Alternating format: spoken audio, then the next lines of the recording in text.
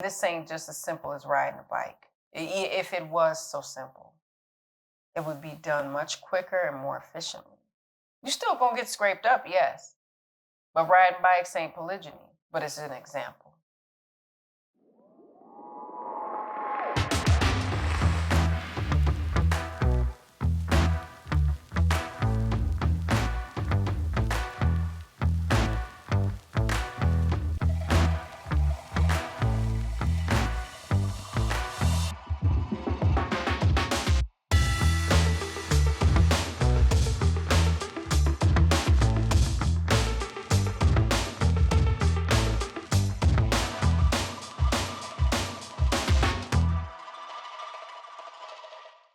Assalamu alaikum, peace. It's Fatima, Coach Fatima, 1/3 of Outstanding Personal Relationships and co-author of the book, Let's Talk Polygyny Uncensored.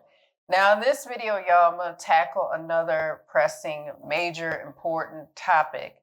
It's been emailed, it's been DM'd, it's been brought to our attention. And I'm going to address it. Now, the topic is to be or not to be one big poly family. It's a valid question. It's a valid concern. And, you wonder, should I get close? Should I not? Should we just act like we're one big happy family and we're not? Should we just be one big happy family and we are? That is all relative to your situation. It's hard to say if co-wives are battling it out. Depends on how things were done initially. Depends on if the husband has the confidence enough to try to bring everyone together. That's a huge step. That's a huge endeavor. It's a tall order. It's not always easy because everybody doesn't want that. Maybe people want it separate but equal. What I found with the separate but equal thing, now there's geography that causes separation. There's attitudes. There's finance. There's hurt, pain. There is certain judgments, certain assumptions. Maybe that's not the best thing right now. Maybe that's not forever. Maybe. But with that being said, what I found personally is if it was, in our case, separate but equal, two families, that would have been very difficult for my children to bond with their siblings and bonus siblings. It would have hurt them. I knew that my sons wanted to be close to their brothers. I knew that my daughters wanted to be close to their brothers because they have that mothering nature because they're older. They want a mother. That's their little brother, and I didn't want to stand in the way of that. I wanted these children that we have to come out very well rounded. If we can help it, if we can support them in wanting to have this closeness and be feeling as though they're truly siblings, and they are. And our boys, especially in every sense of the word, they have the same father, they have the same support system. My bonus babies, I love them to death. We all support them. We don't treat one child above another. We don't treat one child lesser than their children. Some of them, again, are young adults. We treat each other with the respect that they deserve, not just us as their parents. Y'all gonna respect us and we poly and you just gonna get in where you fit in. Everybody has a voice. Everybody needs to be listened to, supported, and heard. If they have a concern, it's our concern. It's the family's concern. It's not just, well, y'all deal with that, y'all grown. You knew what this was. That ain't how that works. It does not work that way. They still had to process. They still had to go through their healing and learning, and we still had to be there for them. They had to be patient with us. We had to be patient with them. We had to understand them. We had to listen and know that they're young people trying to figure it out. And it wasn't nothing where we didn't never talk about polygyny. Of course we did. It's part of our culture. But it's different talking about a thing and being in it. See, a lot of people could talk, well, yeah, if I had did it, I would have did it this way. Well, you know what? It wasn't your test then. But that doesn't mean it might not be. So it's easy to be on the outside looking in and saying, well, you need to fix that. I saw that coming. Well, you on the outside. Of course you might have saw that coming. And a lot of people on the inside see things coming too. But that doesn't mean we have the tools to deal with it while we're new to something. I ain't never hopped on no bike and just rode it. No, I fell down a lot. I got the scars to to prove it. But and this ain't just as simple as riding a bike. If it was so simple, it would be done much quicker and more efficiently. You still gonna get scraped up, yes, but riding bikes ain't polygyny, but it's an example. When we're learning things, it's a process. So coming together as one big family is a process if that's what you want to do. And like I said, maybe geography keeps you apart, maybe personality differences and attitudes. But I found that in my case, in the case of our family, that hurt more than it helped. Okay. And nobody wished for that. Nobody wished for everything to just be separate. That was not the goal. The goal was not to be separate but equal for us. And you can't nobody can make you do anything. You do what you need to do. You grown. Like we're not here to raise people. We're just here to kind of raise the bar and say, look, just look at all angles, look at all sides, and take into account of what will be helpful versus what may hurt, especially children in the end. Because I would hate where I knew what it was like to be separated from my siblings. My paternal grandparents raised me, and my mother raised the rest of my siblings. And then my dad had his children, and I had siblings over there. So I knew what it was like to feel like I was alone and nobody kind of knew me. But I knew I had all these siblings, but I didn't really know much about them because I reconnected with my mother when I was 15. The same year I met Coach Nadir. So I met him, I met my mother, reconnected with her the same year. So I know what it's like to be that second child that feels like they're the oldest child because the other children aren't around. I didn't want that for my children. Coach Nadir didn't want that. Coach Nyla definitely did not want that. She knows how to blend a family. She comes from that. I mean, I really don't think. I think it's so natural for her that this was such a great fit because she knew how to kind of melt everything together. Although it was not easy, it was not an easy feat because you got to have people that are willing to do the same. And I wasn't. I was like, nah, you do you keep that over there. And that was the early stages because remember, guys, you're looking at our year 12. You're not looking at our year 1. Our year 1 was not a joke. It was not easy. Transitioning took a long time because I really had to figure out. I'm like, okay, this is for the whole family. This is not something that's just for our husband as an individual. I had to do my self study. I had to do all kinds of stuff. We all did, but I really like to speak on my experience because I was there. you know, there's so much of my life that my children and my husband weren't there for in every moment. That would require them to live here. They can't do that. So and they ain't gonna want to do that. I live with a bunch of introverts, and to live inside my brain for 2 seconds, they'd be like, "Nope, let me out."